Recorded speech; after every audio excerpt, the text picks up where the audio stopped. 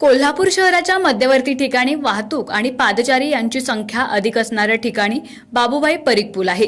गेल्या अनेक वर्षांपासून हा पूल दुरुस्तीच्या प्रतीक्षेत असून त्याच्याविना प्रवाशांची कुचंबणा दिवसेंदिवस वाढत आहे।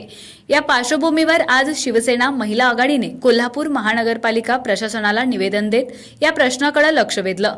या पार्श्वभूमीवर शिवसेना महिला आघाडीच्या शहर संघटिका प्रतिज्ञा उत्तुरे यांनी माध्यमांशी संवाद साधत कोल्हापूर मनपा प्रशासनाला थेट इशारा दिला।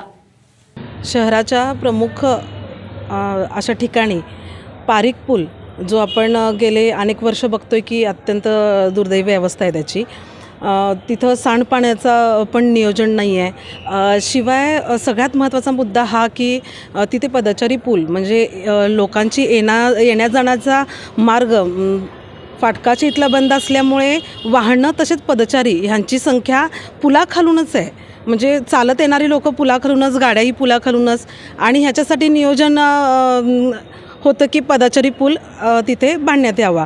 पण गेले अनेक वर्ष आपण हे असं ऐकतोच आहे आणि गेले अनेक वर्ष आम्ही त्याची वाट पाहतोय, पण काम नाही चालू झालेलं प्रशासनाकडून।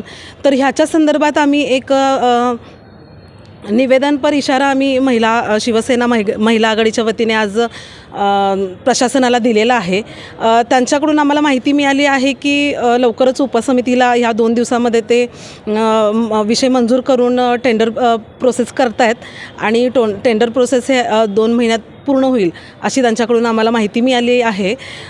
ही प्रोसेस जर लवकरात लवकर चालू झाली नाही तर महिला आघाडीच्या वतीने एक वेगळं आंदोलन परीख पुला संदर्भात पाहायला मिळेल।